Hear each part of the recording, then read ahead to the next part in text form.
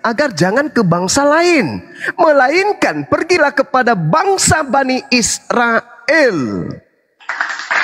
Namun sebelum dia terangkat ke surga, penyampaiannya lah yang mengatakan bahwa jadikanlah semua bangsa itu muridku, dan ajarilah mereka melakukan segala sesuatu yang telah kuperintahkan kepadamu. Jadi yang tadinya kawanan Israel ini diwartakan kepada kami sampai ke kami Papua ini. Nah, lalu apa kata Yesus, Bu? Dibaca di nomor 20-nya Matius 28. Dan ajarlah mereka melakukan segala sesuatu yang kuperintahkan. Mana perintahnya untuk menjadi Kristen? Mana perintahnya untuk ibadah minggu? Mana perintahnya untuk menyembah Yesus? Mana perintahnya untuk percaya kepada perjanjian baru? Mana perintahnya untuk merasulkan Paulus? Mana perintahnya untuk ke gereja? Mana? Ada, Ibu? Ada. Kalau ada, ayo tunjukkan dalilnya. Ibu mengimani, ibu percaya Yesus, dan ajarlah mereka melakukan mempraktekkan. Ajarlah mereka mempraktekkan segala sesuatu yang kuperintahkan. Mana perintahnya untuk mempraktekkan makan babi? Itu firman-Nya yang terakhir dikatakan bahwa aku menyertai kamu senantiasa sampai kepada akhir zaman. Artinya saya melakukan perintah Tuhan.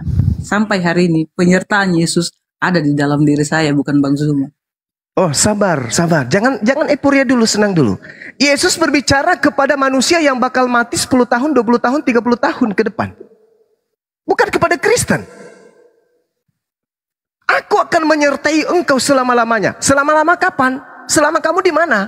Kamu di alam kubur, aku menemanimu. Kamu di dunia, aku menemanimu. Kamu hidup berapa tahun ke depan? 50 tahun. Ajaranku masih menyertaimu. Bukan dalam aku. Islam, Bang Zuma, saya mau tanya satu saja buat Bang Zuma. Dalam iman Islam, silakan.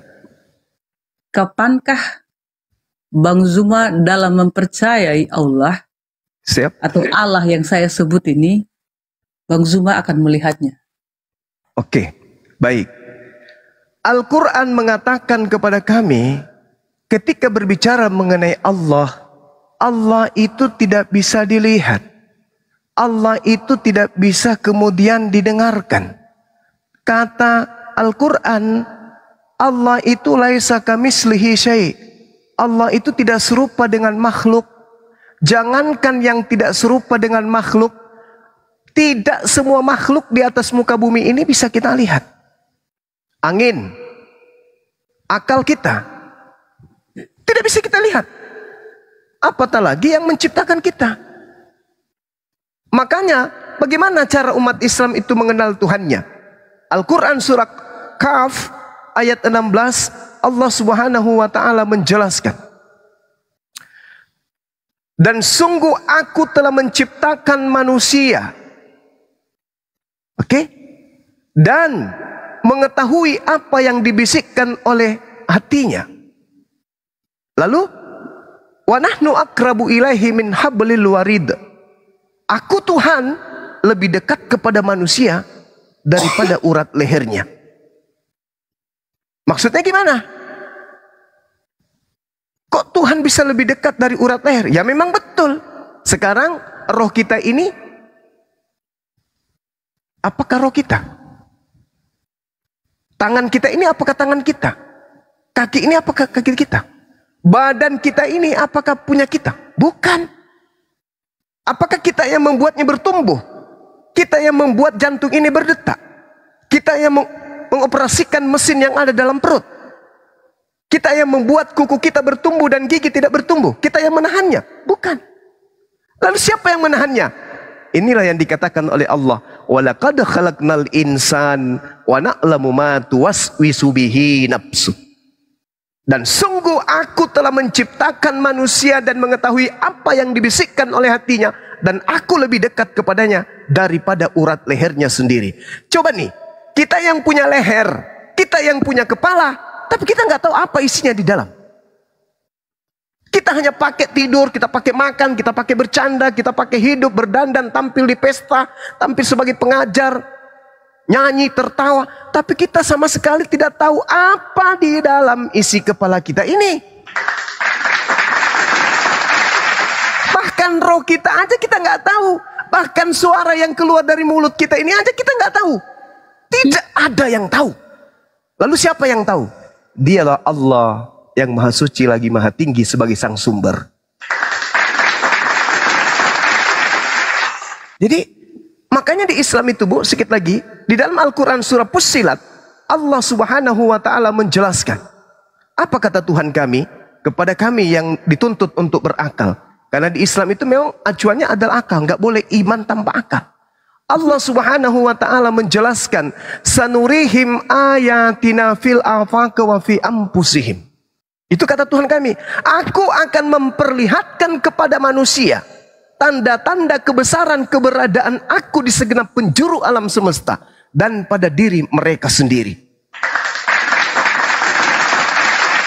Jadi dengan melihat dengan melihat tubuh kita dan melihat alam semesta ini, bagi orang yang berakal sudah pasti mengetahui ada yang menciptakannya. Dialah Tuhan. Makanya di umat Islam itu kami tidak bisa memvisualisasikan Tuhan, tidak bisa mendiasikan Tuhan kami berbentuk ini, Tuhan kami manusia, Tuhan kami enggak. Kenapa? Karena Tuhan kami itu meliputi segala sesuatu. Tuhan kami maha mendengar. Ketika kami mengucap Allahu Akbar, maka Tuhan yang maha besar, maha mengetahui dan maha mendengar tahu, oh hambaku bernama si fulan sedang memujiku, sedang melihatku, sedang meminta kepadaku. Makanya kami itu tidak perlu melihat Tuhan dalam bentuk wujud. Karena Tuhan itu selalu bersama dengan kami. Karena alam semesta. Gimana? Menurut yang saya tanyakan, kapankah waktu dan saatnya?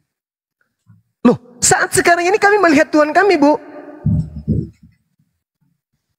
Seperti apa? Tidak bisa dikatakan seperti apa.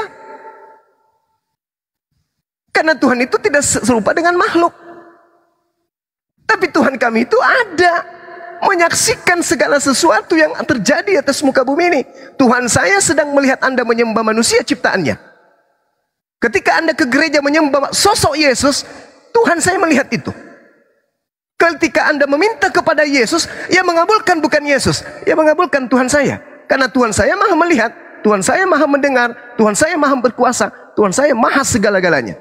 Yesus pun berdoa kepada Tuhan saya, wahai Tuhanku yang ada di langit. Nah, Tuhan saya dong. Kami Kristen seperti ibarat sebuah surat ditujukan kepada bupati atau presiden yang mengetahui capnya dan bertanda tangan di situ. Capnya dan tanda tangan itulah Yesus Kristus. Ya. Untuk melegalkan itu. Kami juga sama. Kami mengatasnamakan di dalam nama Tuhan Yesus Kristus. Nah, itu dia. Kelirunya itu di situ. Makanya dalam Matius 7 yang diusir yang menyembah Yesus. Al-Quran saya sudah menjelaskan itu, Ibu. Wa idza husyiran nasu kanu lahum a'da. Pada hari terakhir nanti, pada hari kiamat, orang yang menyembah selain daripada aku akan menjadi musuh apa yang mereka sembah selain daripada aku. Kayak Anda nih menyembah Yesus, Yesus itu akan menjadi musuh Anda nanti. Kenapa? Yesus malu di hadapan Tuhan kami. Kenapa Anda tertawa? Itu fakta dalam kitab Anda. Karena Yesus bilang begini, jangan pernah malu mengakui aku di depan manusia. Mengakuinya sebagai apa? Aku malu mengaku engkau di depan Bapakku di surga. Ah, itu dia bertuhan. Makanya dalam Al-Quran apa? Dalam Al-Quran malu mengakui Yesus adalah Tuhan saya. Loh, lalu Anda menuhankan Yesus, Yesus menuhankan Bapa. Mana yang betul? Anda atau Yesus? Tuhan itu cuma satu kan? Saya tanya Bang Zuma, di dalam tubuh terdapat tubuh, jiwa, dan roh. Sepakat tidak? Sepakat. Apabila saya istilahkan Allah adalah roh. Maksudnya gimana ini? Allah adalah roh. Dalam tubuh Yesus ada roh. Dua roh. Sabar. Bukan seperti itu. Saya istilahkan dalam tubuh manusia ada tubuh, jiwa, dan roh. 3. Dan itu adalah satu kesatuan. 1. Yang itu adalah satu kesatuan yang tidak bisa dipisahkan dari tubuh manusia. Dan ketika dia berpisah, ibu, anak, ciptaannya menggambarkan apa yang ada di sana, Pak.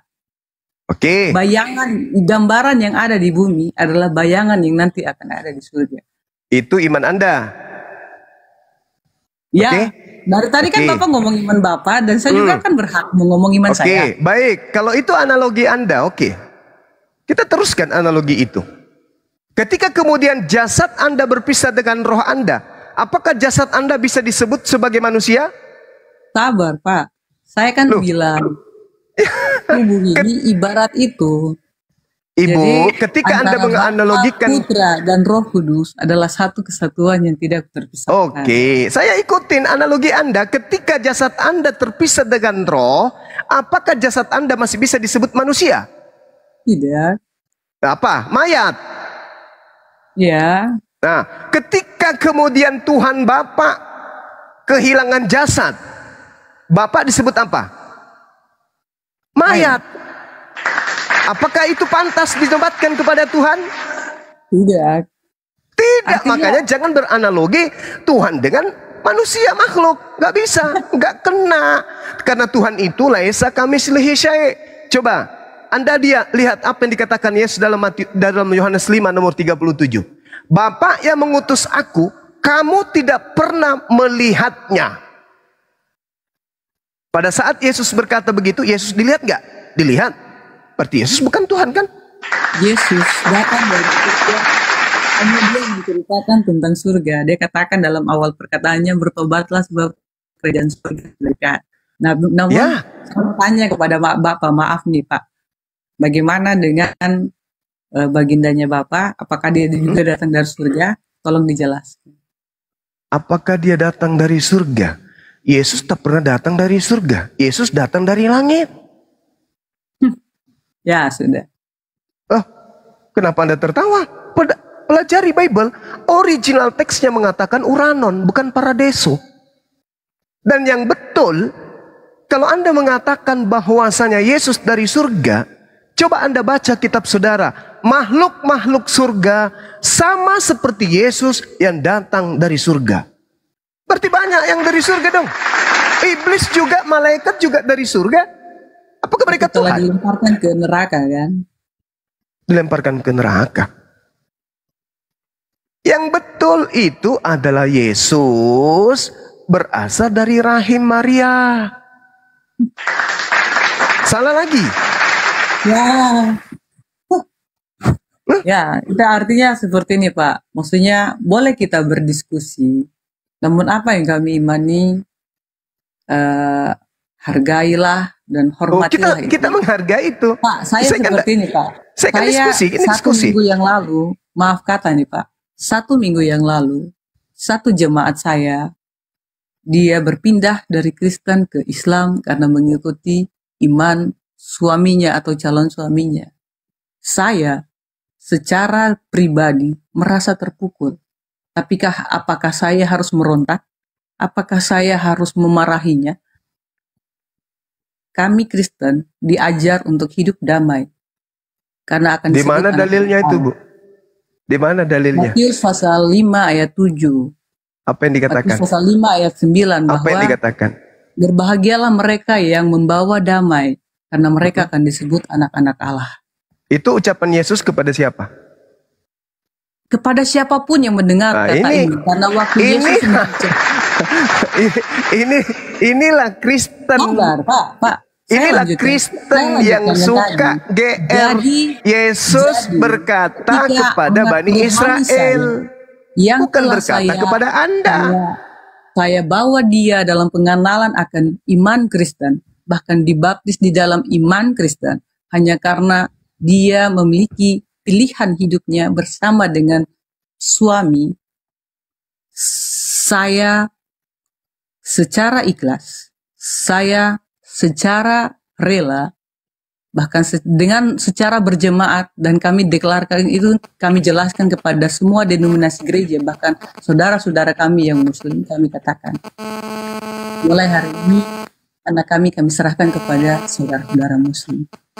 Sehingga ini merupakan tanggung jawab yang tadinya saya mengasuh, membawa, mengajar dia untuk mengikuti seperti ini, namun pilihannya lain. Saya serahkan dengan baik, tolong diterima, ini anak kalian, tolong Kami tidak pernah ribut, kami tidak pernah marah. Bahkan orang tuanya pun kami katakan dengan baik, itu pilihannya, bebaskanlah dia. Jangan paksakan, karena Yesus tidak pernah memaksakan orang untuk datang kepadanya. Dan ketika siapa yang menolaknya, Yesus tidak pernah marah. Sekarang gini aja Bu, gini. Maksudnya, dibarter aja, biar saya yang menjadi jemaat Ibu. Tapi ajarin saya, ada nggak Yesus mengajarkan Kristen? Kristen artinya percaya kepada Yesus, itu indikasinya. Saya tidak tanya apa artinya. Yang saya tanya, ada nggak Yesus mengajarkan Kristen mempertuhankan manusia?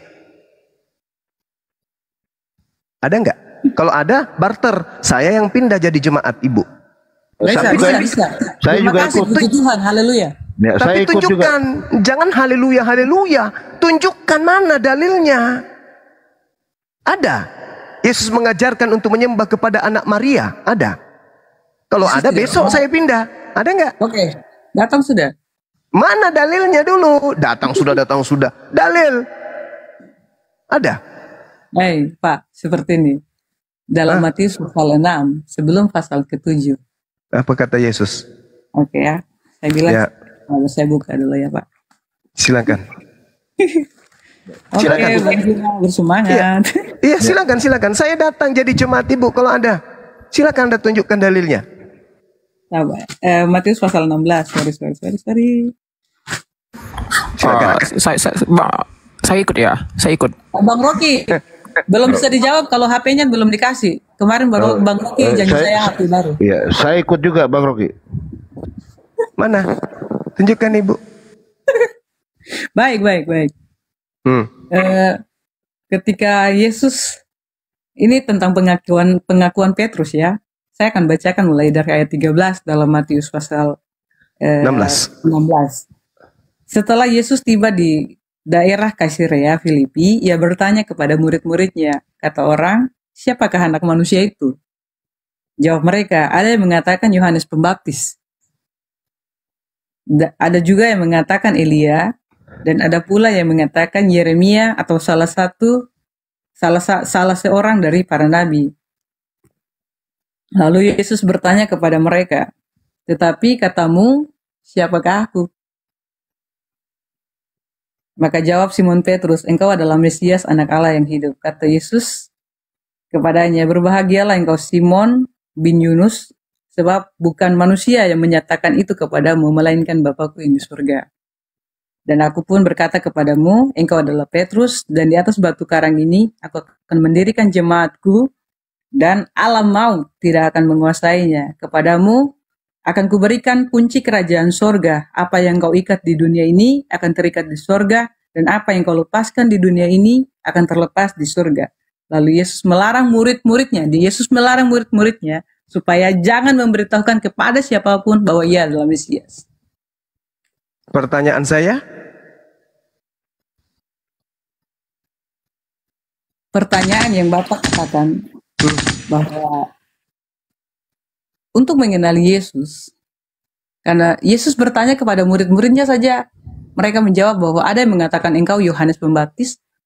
Yesus mengaku dia adalah Mesias, Al-Masih. Yang saya tanya, di mana Yesus mengajarkan mempertuhankan anak manusia? Itu loh pertanyaan saya.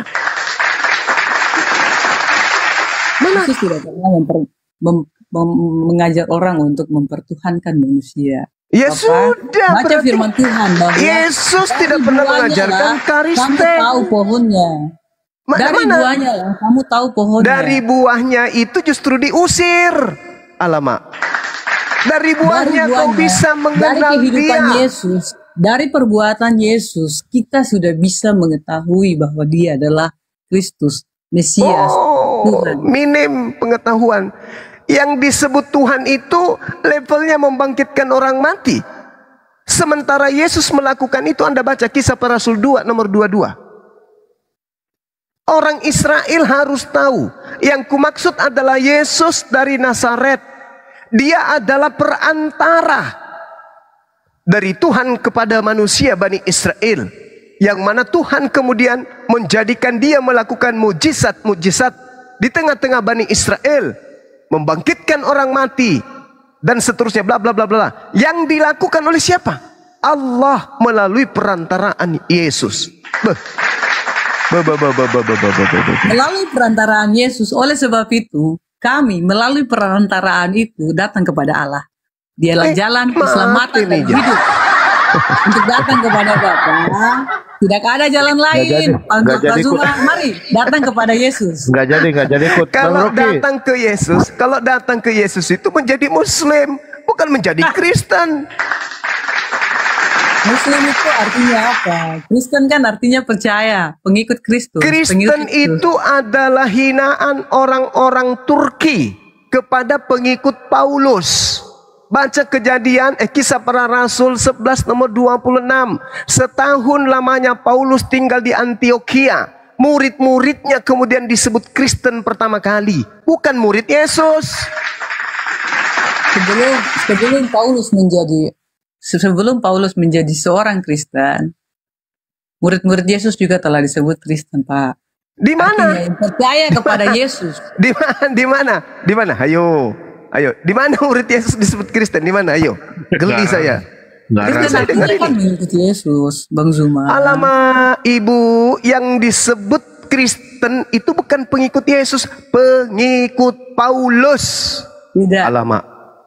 Paulus hanya karena telah mengalami pengilhaman dari wahyu Yesus Kristus. Ini lagi bahaya ini, bahaya. Mempertajamkan tentang pengertian di dalam Kristus. Bahaya ini. Kapan-kapannya Yesus bertemu dengan Paulus? Dalam perjalanan menuju Tarsus, Pak. Oh, itu bukan Yesus, Bu. Itu makhluk halus yang mengaku Yesus. Intinya semua ayat firman Tuhan yang lain Bang Zuma itu ngomongnya benar. Tapi dalam hal ini Bang Zuma telah menodai Alkitab. Mari kita buktikan, boleh? Ibu masih punya waktu? Boleh? Boleh ya? Kita buktikan bahwa, oke, saya mulai, Ibu. Yesus sejenak sebelum terangkat ke langit, Yesus mengatakan apa? Adalah benar yang engkau katakan, aku memang harus pergi. Sebab kalau aku tidak pergi, penolong lain itu tidak akan datang. Satu. Setelah Yesus terangkat ke langit, yang datang setelah Yesus, menurut Yesus siapa? Penolong lain atau Yesus?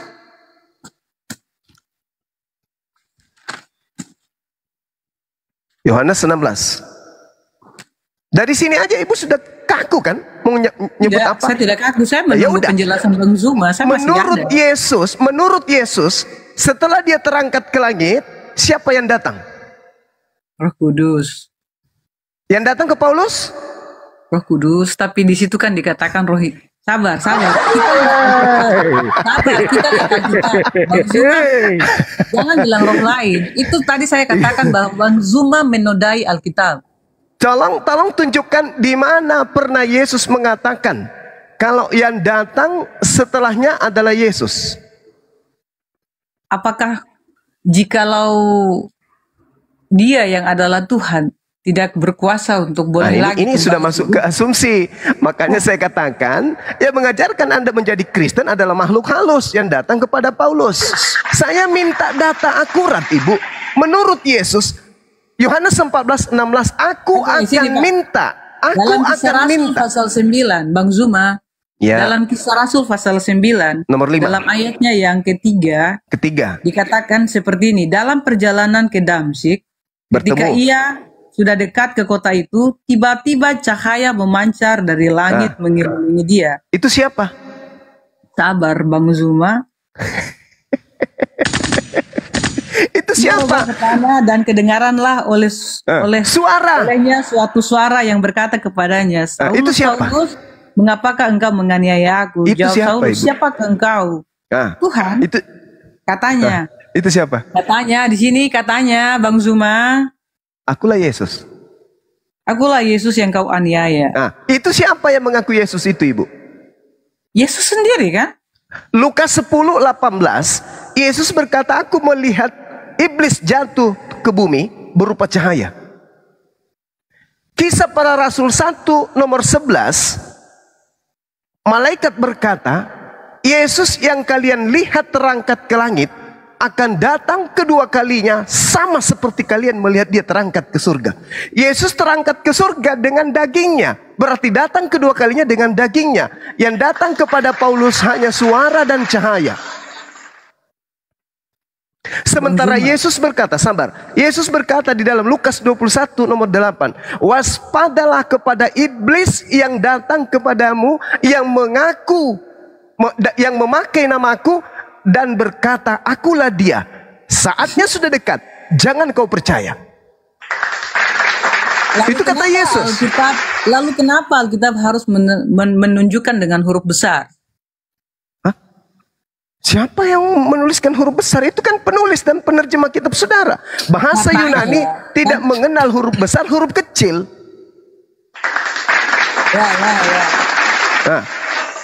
Yesus mengatakan waspadalah kepada penyesat. Penyesat ini planos dalam bahasa Yunani.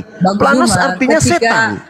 Ketika Yesus berkata bahwa dia melihat iblis jatuh seperti kilat yang melontar dari timur ke barat itu karena perbuatan kegelapan telah ditelanjangi dan bagaimana banyak orang diselamatkan untuk itu asumsi lagi, itu asumsi gereja. Sekarang kembali, Yesus mengatakan ada dua yang datang setelahnya. Pertama, penolong lain, yang kedua Yesus palsu, penyesat.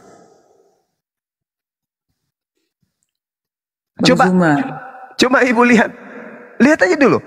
Yohanes 16 nomor 7, adalah benar yang engkau katakan, aku harus pergi.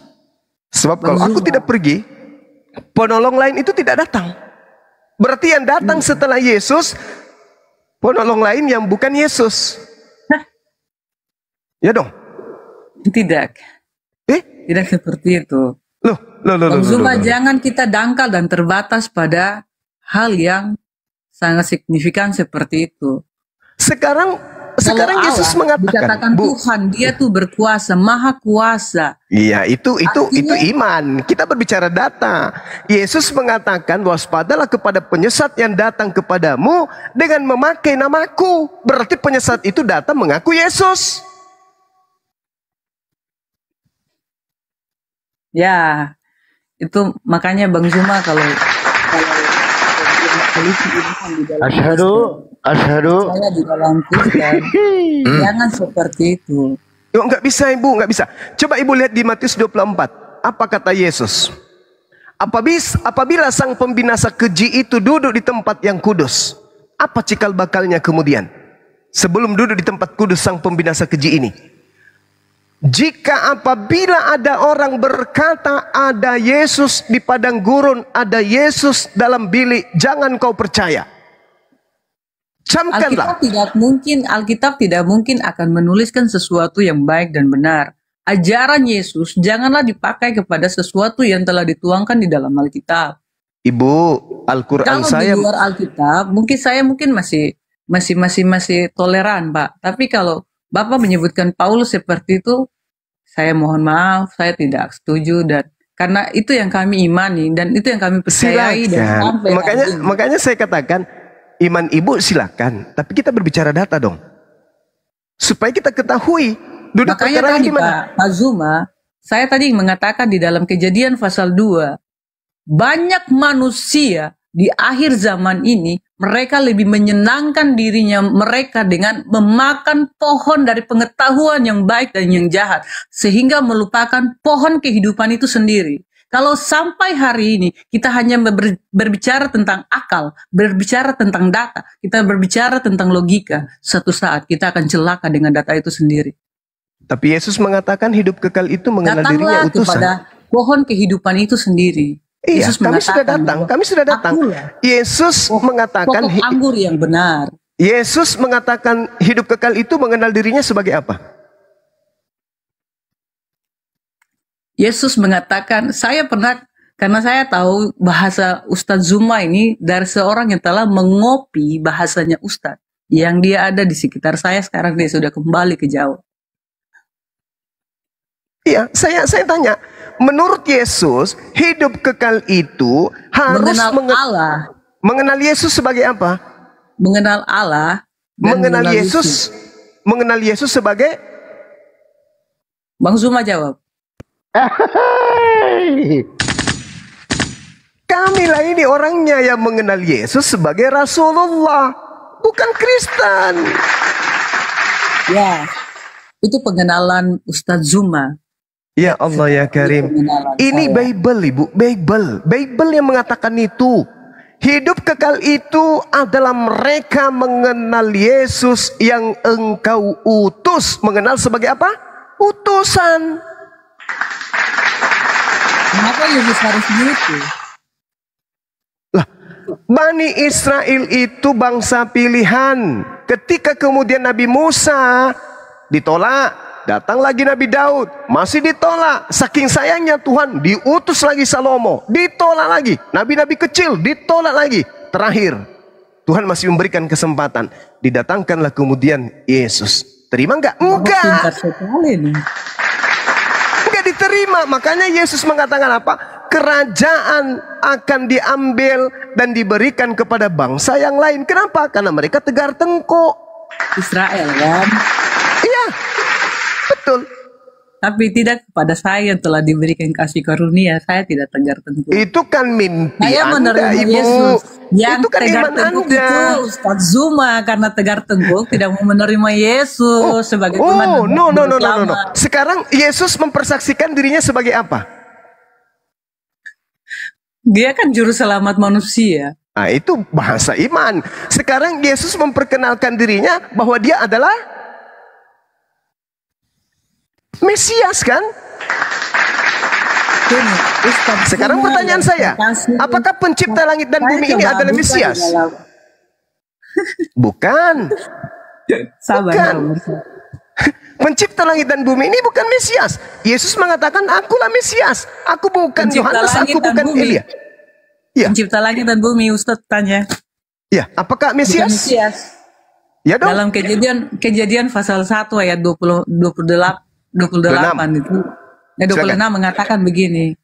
Marilah kita, Ustadz, kita. Ya. Kita Bukan kita di situ, Ustadz. Ibu. Kami. Kita. Marilah kita menjadikan Kami. manusia. Sorry, Sel di menu. Alkitab saya tulisannya kita. Oh, itu salah itu. Salah itu. Kami. Kenapa Bapak harus bilang salah? Aku penulisnya. Kita itu bahasa Indonesia. Baiklah kita menjadikan Kami. manusia. Kami, Ibu. Ustadz, Kami. saya baca berdasarkan Alkitab, bukan bahasanya Ustadz. Oh, itu Anda baca terjemahan bahasa manusia berarti. Terserah. Lah itu fakta kan? Lah di situ Tidak. nggak ada Tuhan di lembaga Bible Org Indonesia itu nggak ada Tuhan di situ, manusia semua. Ya, Itu bahasa, tidak apa-apa. itu bahasa mereka, Ibu. Kan? Diilhamkan pula Nabi juga dong berarti mereka. Sini dulu Ustadz. Berfirmanlah Allah. Allah, dia berfirman. Apa Marilah katanya? kita menjadikan manusia menurut gambar dan rupa kita. Ustadz, kata kita artinya lebih dari Apa tuh? lebih dari Kami di situ, bukan kita, itu tipuan. bahkan kami kita sama bukan kami saja di situ. lebih dari satu, Oh, bro. enggak sama. Enggak sama, Ibu. Enggak sama antara kita dengan kami. Kami itu bisa tunggal. Kalau kita nggak bisa tunggal. Oke, sudah, tapi yang ditulis di sini kita. Lah itulah lain. Itulah Jadi itulah lain. artinya Sekarang dalam proses penciptaan Yesus Kristus telah ada di sana. mati Oke, lidah. terima kasih buat kabar baik. Bentar dulu, Bu, jangan iman. dulu, Bu. Itu iman. Iman silakan. Iya, itu bukan iman. Loh, di mana ada Yesus? Bapak baca itu bahasa kita di situ. Alamak, bukan kita Ibu, bukan kita. Kubacakan Ibraninya, kubacakannya. Tidak usah saya pakai bahasa Ibrani, saya sudah diberikan bahasa Alkitab yang ini. Sudah saya pakai. Bahasa menu menurut gambar kami itu bisa tunggal. Elohim. Keluaran 7 nomor 1, Musa disebut Elohim. Elohim itu jamak, tapi bisa tunggal. Kenapa tunggal? Karena hanya merujuk kepada satu manusia, Musa. Emang banyak Musa? Cuman satu. Tapi kenapa menggunakan kata Elohim? Nah, itulah artinya bahwa bahasa Ibrani dan bahasa Arab, kata kami bisa merujuk tunggal. Aku mengutus engkau menjadi Elohim bagi Fir'aun. Menjadi Tuhan-Tuhan gitu. Enggak dong. Tunggal itu. Makanya contoh nih, tak kasih contoh ke Ibu. Saya berkata kata kami dan kata kita. Saya masuk di dalam kelas. Anak-anak sekalian semangat pagi. Pagi Pak Guru. Besok kami akan ke Jakarta ya. Iya Pak Guru, hati-hati ya. Yang ke Jakarta besok cuman saya sendiri. Tapi kalau saya menggunakan kata kita, selamat pagi anak-anak. Pagi Pak Guru. Besok sabar. Sudah tahu sendiri. Besok Pak Guru akan ke Jakarta ya. Saya akan ke Jakarta. Ini kita berbicara mengenai kata kita dan kami, Bu. Jangan mempersempit ilmu pengetahuan. Ketika saya masuk mengatakan, wahai anak-anak, besok kita ke Jakarta, maka anak-anak akan pulang mempersiapkan segala sesuatunya untuk berangkat bersama gurunya ke Jakarta besok. Begitu gurunya menunggu bis, murid-murid pada hadar semua. Loh, kalian mau kemana? Loh, katanya tadi kemarin Bapak bilang kita ke Jakarta. Oh iya, salah bicara. Harusnya bilang kami. Kalau kami berarti guru aja yang pergi, murid nggak ikut. Nah sekarang kalau saya tanya Ibu nih, Ibu masuk ke gereja, bertanya kepada jemaat, Bapak-bapak, Ibu-ibu, besok kita akan ke pulau. Kira-kira jemaat ikut nggak? Makanya bahasa kami itu ikut paman. Ikut karena Ibu mengatakan kita. Besok kita akan ke pulau berlibur. Jemaat ikut nggak? Bahasa kami itu ketika saya tuh belanja di pasar, nih yang jualan kan mulai jangan mempersempit ilmu pengetahuan Ibu.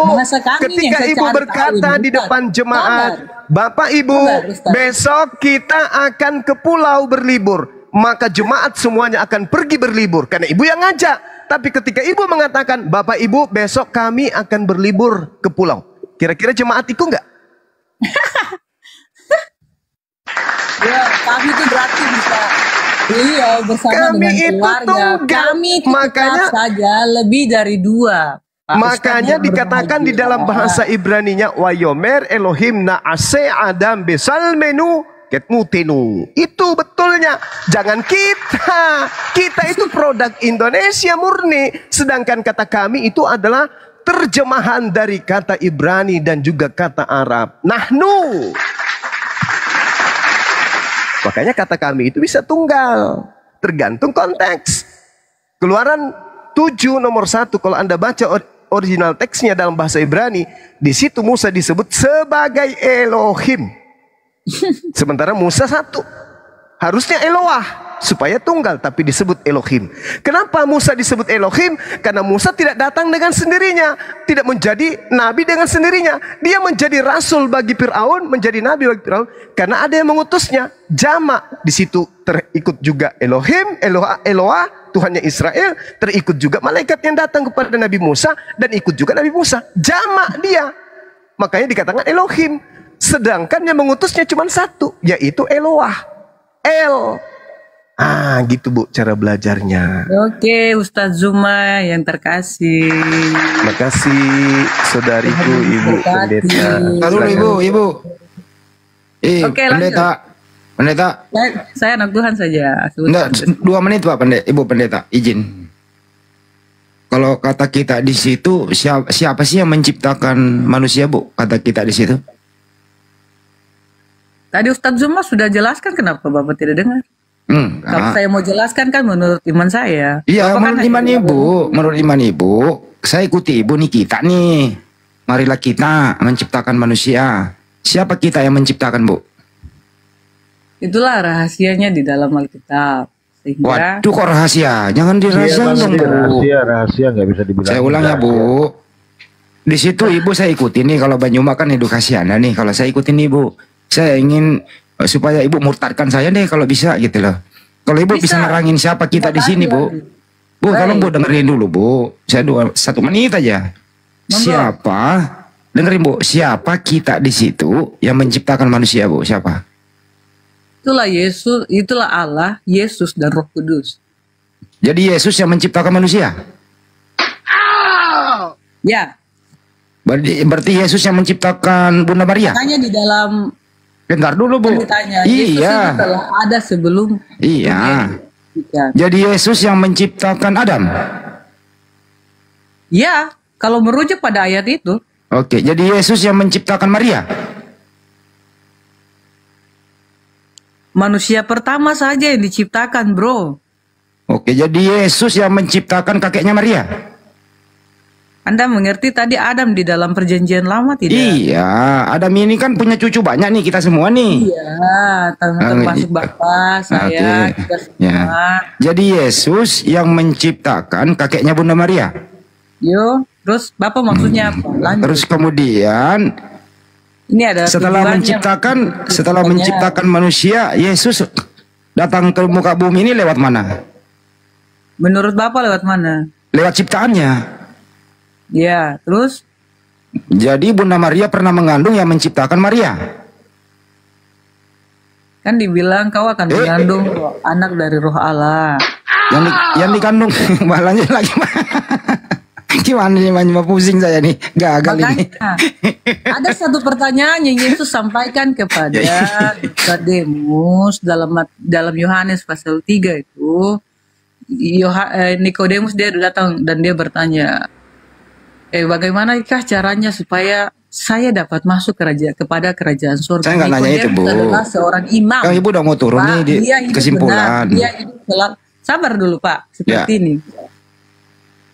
Yesus hanya jawab seperti ini. Engkau harus dilahirkan kembali. Menurut Bapa, dilahirkan kembali. Nikodemus saja menjawab, apakah aku yang setua ini, aku harus masuk kembali ke dalam rahim? Yang nanya Nikodemus siapa sih? Saya kan juga berbicara, kan tadi Bapak ngomong mulai dari Adam sampai Maria, sampai kepada tetenya Maria, ngomonglah seperti itu. Jadi saya ngomong juga kan. Kalau gitu pertanyaan terakhir, Bu, mana lebih tua Yesus daripada Maria? Kalau Yesus saja datang sebagai bayi, masa Tuhan Maria? Apa, Bu? Apa jawabannya? Dia datang menjadi sama seperti manusia. Saya nggak nanya Sama Yesus datang seperti dari mana, manusia, gimana sih, Pak? Artinya manusia. Ini pendeta Bapak ini waktu kalau lahir di dalam gereja atau gimana orang tua? jemaatnya ya? Nyampaikannya ya. Bahasa Indonesia kok nggak nyambung, pendeta? Bukan begini, Pak. Saya mau tanya dulu. Saya cuma Bapak nanya, lahir ke dunia ini seperti kan apa? tadi Anda Seperti mengatakan kita. Yesus yang menciptakan Adam. Mana lebih tua Yesus daripada Adam? Lebih tua Allah daripada semua ya. Berarti Saya nanya Allah, saya nanya Yesus. Ya, anggaplah sama jika itu ditujukan kepada Yesus. Kan ya, Ada tadi pun Ibu orang mengatakan kita ini artinya Yesus ciptain Adam. Nah, mana lebih tua Yesus daripada Adam? Yang pastinya yang menciptakanlah. Ya, siapa lebih tua Yesus daripada Adam? Bapak jawab sendiri siapa yang menurut tadi saya katakan. Kok saya bertanya disuruh jawab kembali? Gimana ini, Banyuma? Lanjut aja dah.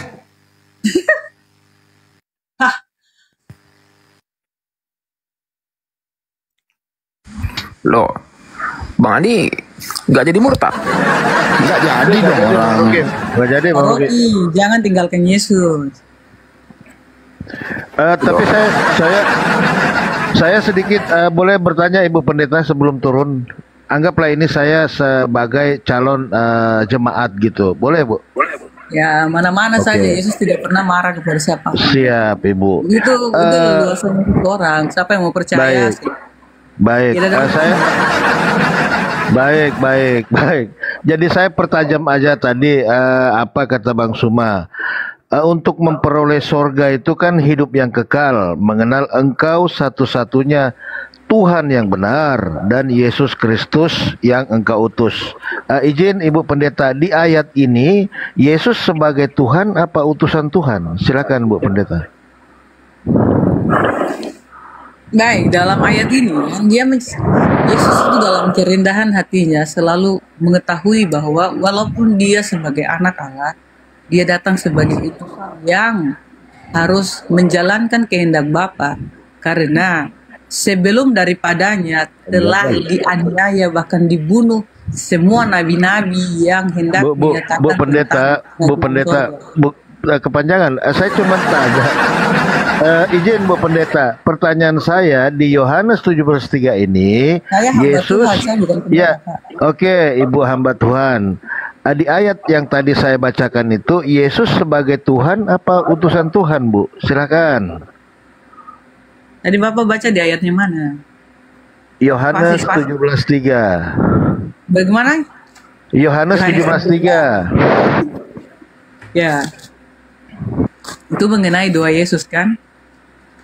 Bu, itu kan tentang hidup kekal ya.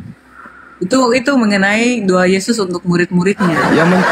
Yang menciptakan Adam kok berdoa ya? Itu lupa kalau yang menciptakan Adam kok ikut berdoa gitu loh. Gimana sih pencipta berdoa? Inilah hidup yang kekal itu, yaitu bahwa mereka mengenal Engkau satu-satunya Allah yang benar dan mengenal Yesus Kristus yang telah Kau utus. Saya di ayat, oke Bu, lengkap. Jadi pertanyaan saya di ayat ini, Yesus sebagai Allah apa utusan Allah? Silakan.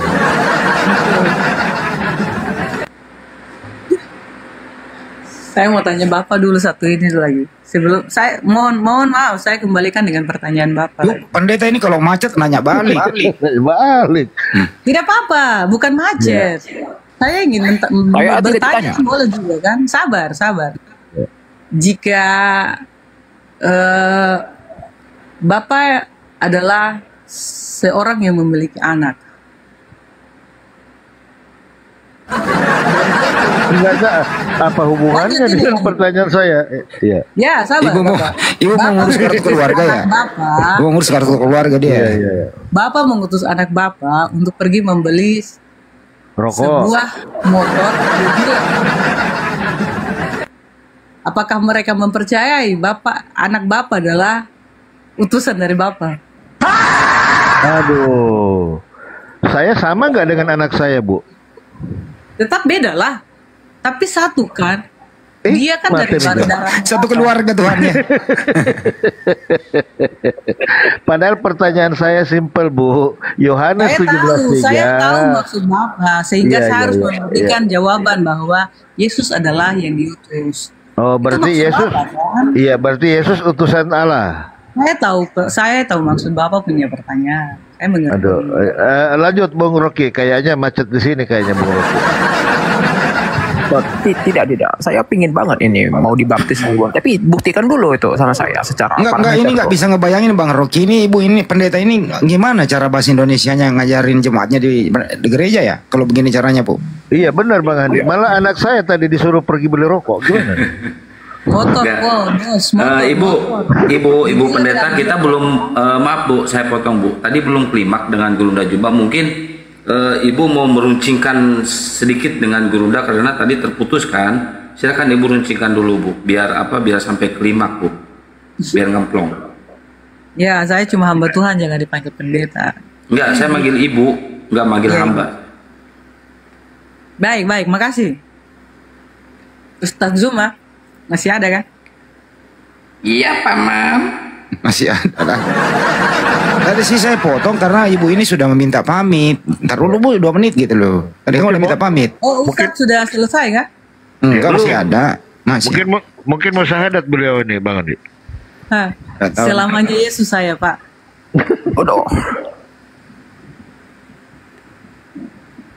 Karena dalam firman Tuhan mengatakan, apakah yang mendapat Cek monitor. memisahkan aku dari kasih Kristus? Waalaikumsalam warahmatullahi wabarakatuh. Bu, ini sudah Senin ini, bukan Minggu lagi, Bu. Terus kenapa? Ini Selasa, Pak, bukan Senin. Oh iya, Ibu di Indonesia beda, Bos. Kita beda negara. Bapak di negara mana? Bapak nih hilang-hilang saja. Oh, Di Garut dia, di Garut. Jadi Ibu dalam bahasa Garut itu Jawa, Indonesia. enggak. Jadi dalam bahasa Uruguay itu dijelaskan fruskas kiskus tuskos kiskus incus jika voice tembak meletus mampus. Nah, Boleh. Jangan begitu. Karang-karang. Kita hormati pendeta loh ya. Atau sambil nunggu Gurunda juga Bang Jo, mungkin dilanjut. Tadi saya mendengar statement yang menarik dari Bu Tri ya. Ya. Bu, tadi Ibu memaksakan bahwa Saya tidak Tuhan memaksakan. Bukan. Dalam satu argumen saya tadi menyimak, Ibu mengatakan kalau Tuhan Ibu itu di situ lebih dari satu. Bener nggak? Ingat nggak tadi kejadian 126? Saya mengerti. Ya, saya tahu. Iya kan? Nah, di situ Ibu memaksakan Tuhannya itu lebih dari satu. Pertanyaan saya, Ibu punya berapa Tuhannya, Bu? Saya tidak memaksakan Tuhan itu ada 3 atau lebih. Jadi yang tadi. Dan saya tadi ibaratkan dalam tubuh manusia ini ada, dalam diri manusia itu ada tubuh, jiwa, dan roh. Itu adalah satu kelembagaan yang Bukan Bu, saya ingat tadi kalimat Ibu ketika membaca ayat itu dengan menggunakan kata kita. Di situ Ibu mempertanyakan kata kita itu lebih dari satu. Nah, iya. itu tadi Ibu bilang seperti itu. Nah, kalaulah demikian berarti ada berapa Bu? Ada 3 kan? Oh, ada 3. Berarti Tuhannya Ibu memang ada 3. Saya tidak menyebut Tuhan saya ada 3. Nah ini berarti Ibu pakai kitabnya Yahudi mengatakan kalau Tuhannya ada 3. Padahal dalam paham Yudaism sampai detik ini mereka tetap mengatakan kalau Tuhannya 1. Ya, karena mereka belum mengakui Yesus adalah Tuhan. Loh, karena ajarannya di sini. Karena ajarannya memang tidak mengajarkan Tuhannya ada 3. Gimana sih Ibu ini? Ya, itulah yang kami percayai bahwa karena selama Ibu denomnya apa, Bu? Selama selubung itu belum diangkat dari mata batin seseorang, seperti ketika Nabi Musa dia turun dari atas gunung Sinai karena telah mendapatkan wahyu daripada Tuhan, dia dipenuhi dengan kemuliaan sehingga ketika dia turun, kemuliaan itu menyertai Musa sehingga bangsa Israel mereka tidak sanggup memandang daripada wajah Musa sehingga awal cikal bakal dari situ. Kita kembali kepada ajarannya Bu. Oke, baik. Sedikit ya Bu ya, izin saya potong. Baik, tadi kan dikatakan di kejadian 1 nomor 26, Ibu di situ mengatakan ada 3, padahal itu bukan ajaran Yahudi, karena dalam ajaran Yahudi, ajaran Nabi Musa, baik di Ulangan 6 nomor 4, 5 dan seterusnya juga dikatakan apa? Tuhan kita itu Esa. Nah, sekarang coba menurut Ibu tadi katakan ya, Ibu tadi katakan bahwa karena orang Yahudi menolak Yesus sebagai Tuhan. Nah, sekarang Bu, dari lisan Yesus itu sendiri ketika dia katakan, justru dia mengutip ajarannya Nabi Musa. Ketika Yesus bersoal jawab dengan orang-orang ahli Taurat, hukum apakah yang terutama? Kata Yesus, dengarlah wahai orang Israel, Elohim Tuhan kita adalah Tuhan yang Esa. Kata Yesus. Yesus berkata, Elohim itu Tuhan kita. Betul nggak? Tuhan Musa. Markus 12 nomor 29, Elohim adalah Tuhan kita adalah Tuhan yang Esa.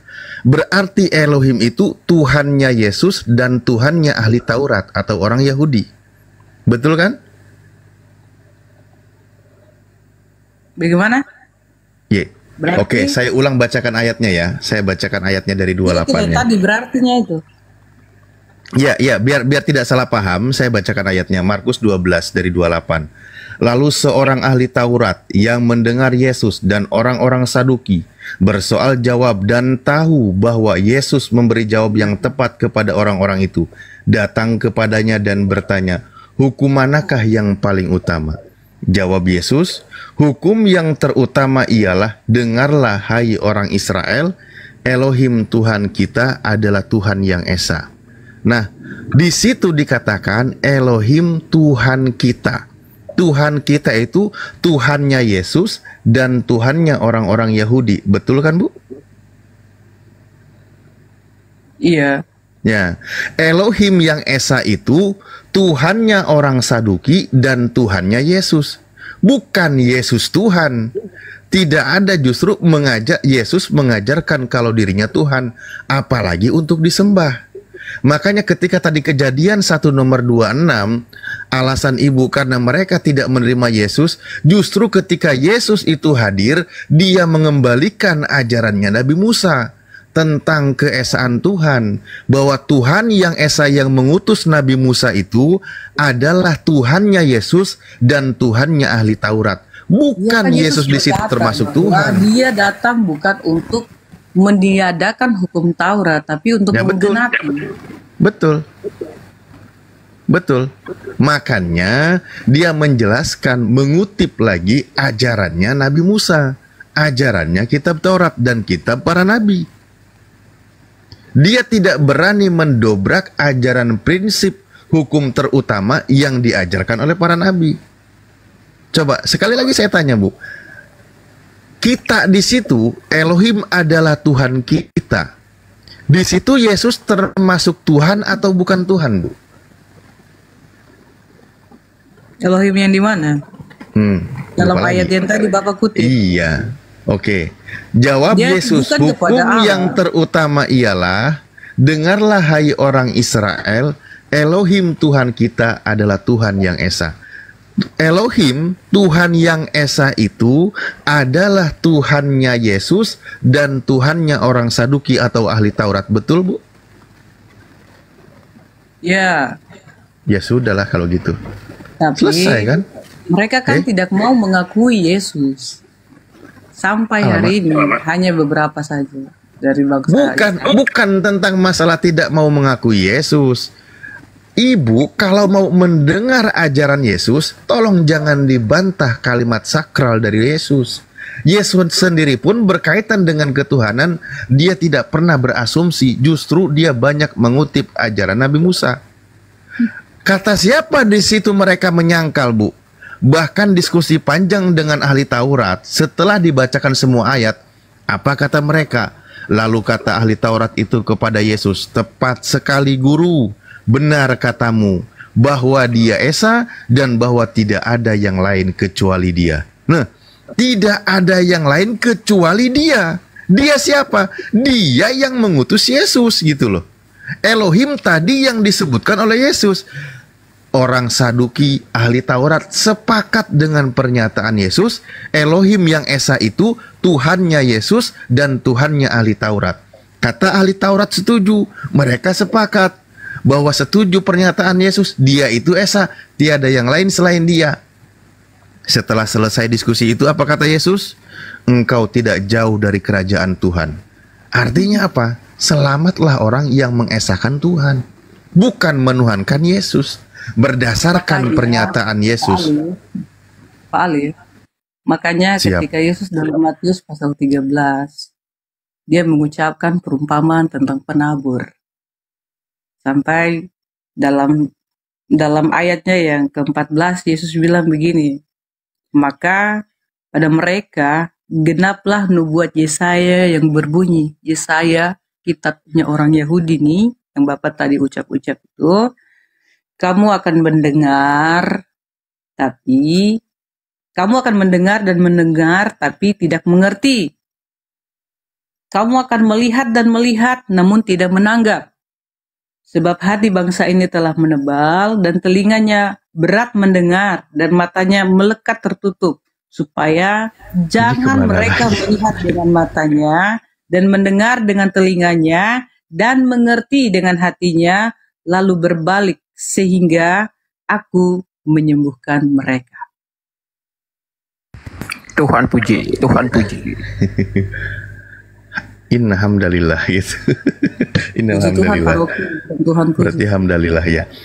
Nah, kembali lagi kepada ayat yang tadi. Nanti kalau Gurunda monitor, kembali ambil alih aja Gurunda. Oke.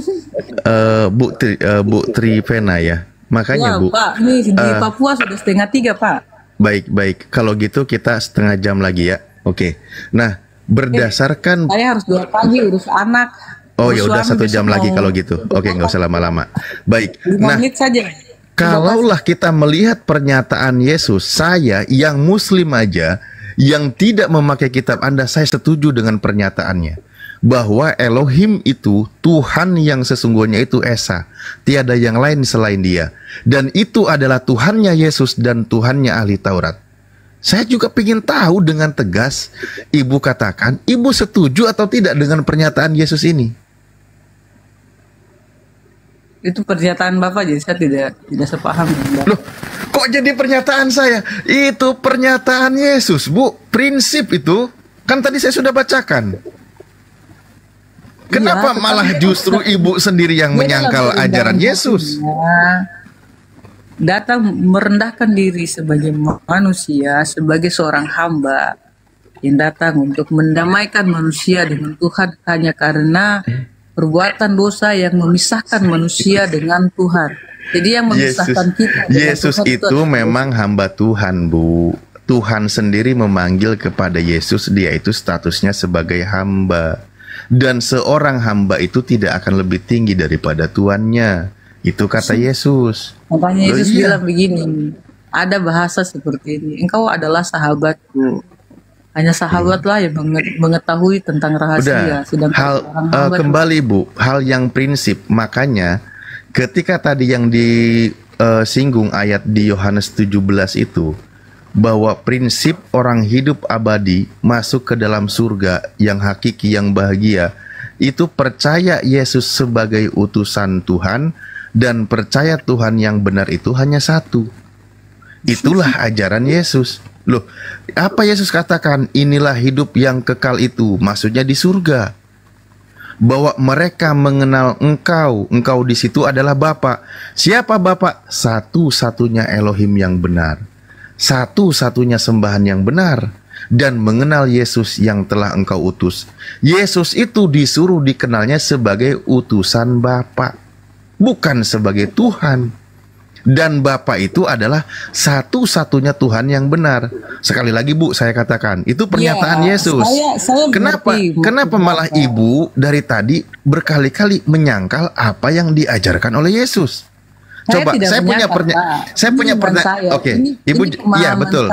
Ibu jawab, boleh pakai iman, boleh pakai dalil. Di sini saya kasih kebebasan.